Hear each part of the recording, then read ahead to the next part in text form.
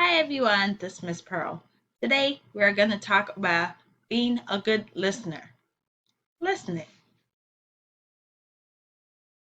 How could I be a good listener? I use my whole body to listen. My eyes are looking.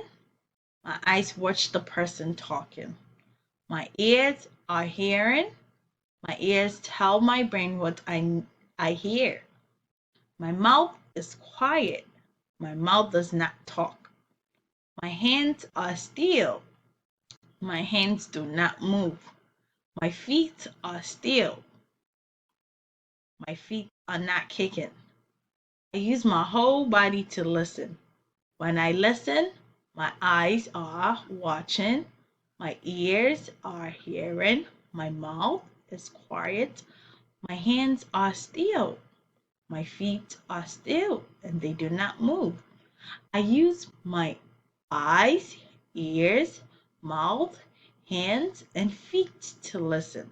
Now let's practice being good listeners. To practice, we could play Simon Says, do a cooking activity, practice being good listeners, do an act activity. Let's all be good listeners.